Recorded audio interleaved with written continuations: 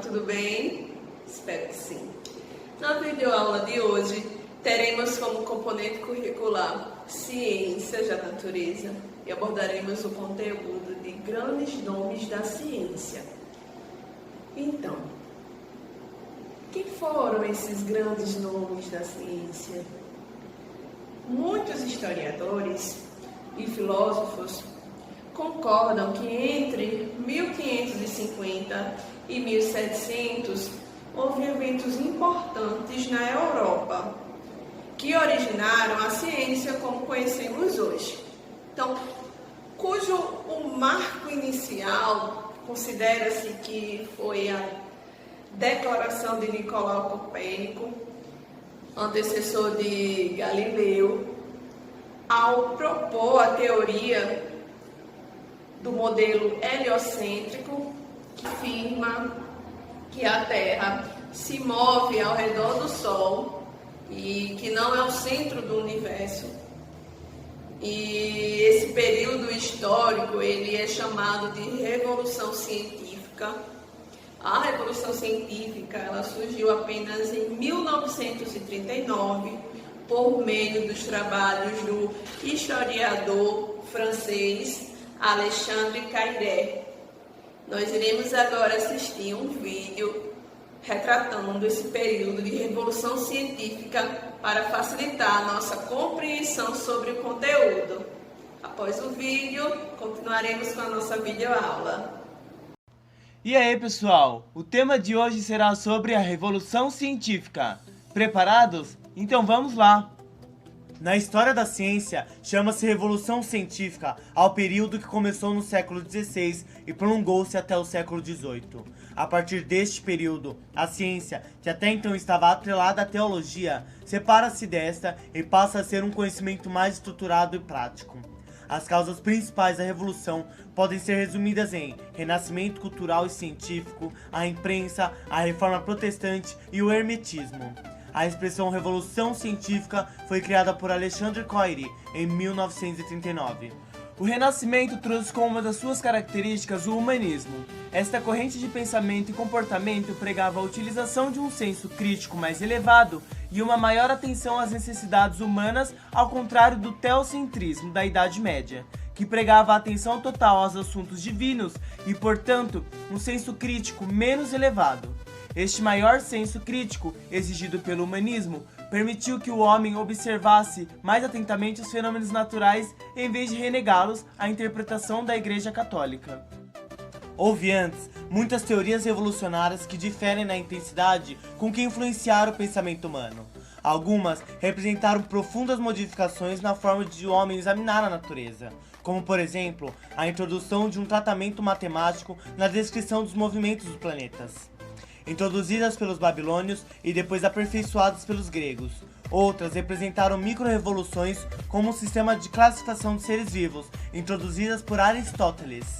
Eventos marcantes da Revolução Científica no início do século XVI foram as publicações das obras Das Revoluções das Esferas Celestes, por Nicolau Copérnico, da Organização do Corpo Humano, por Andreas Vesalius, e o Diálogo sobre os dois principais sistemas do mundo, por Galileu Galilei, e o enunciado das leis de Kepler impulsionaram decisivamente as revoluções científicas.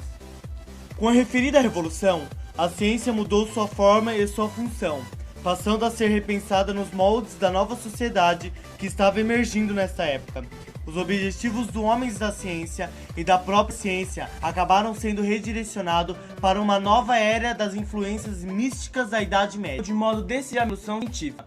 Os reformistas pregavam que uma forma de se apreciar a existência de Deus era através das descobertas das ciências, e por isso essas foram incentivadas, proporcionando uma propulsão ao desenvolvimento da Revolução Científica. Finalmente, o hermetismo selou a Revolução, na medida em que representava um conjunto de ideias quase mágicas, mas que exaltavam a concepção quantitativa do universo, encorajando o uso da matemática para relacionar grandeza e demonstrar as verdades essenciais. A difusão da matemática criou um ambiente propício para o desenvolvimento do método científico mais rigoroso e crítico, o que modificou a forma de fazer a ciência. Não é necessário enumerar as consequências deste período na história da ciência. Todos os grandes desenvolvimentos posteriores talvez não tivesse sido possível sem a reestruturação científica. Como toda revolução, esta não ocorreu de maneira isolada ou por motivos próprios, mas foi consequência principalmente de uma sociedade embutida em novas ideias. Agora alguns nomes que marcaram a Revolução Científica: Galileu Galilei, Isaac Newton e René Descartes, entre outros. Pessoal, esse foi o resumo da Revolução Científica. Se você gostou, deixe o seu like e se inscreva no canal.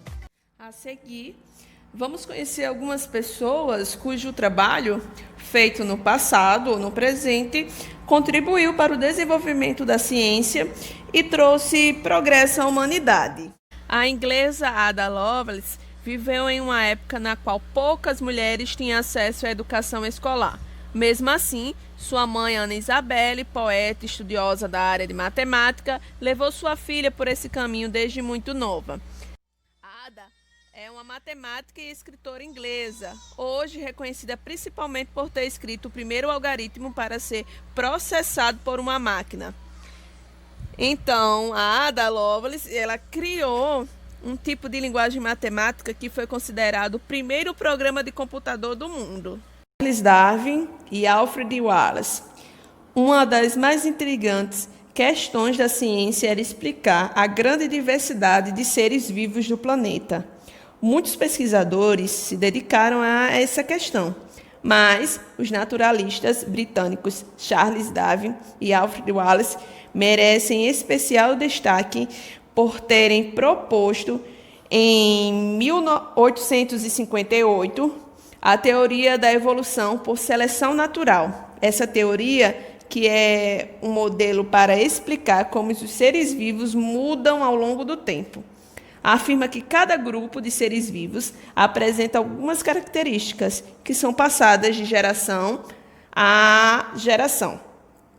A natureza vai selecionando ao longo das gerações aqueles indivíduos que estão mais adaptados ao ambiente em que vive, e esse modelo foi testado e é aceito pelos cientistas até hoje. Oswaldo Gonçalves Cruz foi um cientista, médico, bacteriologista, epidemiologista e sanitarista brasileiro. Foi pioneiro no estudo das moléstias tropicais e da medicina experimental no Brasil. Desde muito jovem, o médico brasileiro tinha grande interesse em estudar os seres microscópicos, especialmente bactérias causadoras de doenças, o que o levou a montar um pequeno laboratório no porão de sua casa. Depois de estudar medicina, aos 30 anos, assumiu a direção técnica do Instituto Soroterápico Federal, na fazenda de Manguinhos, no Rio de Janeiro, como diretor-geral de saúde pública, cargo que assumiu nos anos seguintes. Coordenou uma campanha sanitária de combate às principais doenças da capital federal, na época, o Rio de Janeiro. Para isso, usou as condições técnico-científicas criadas no Instituto, que coordenava. Uma de suas contribuições contradizia a opinião da maioria dos médicos.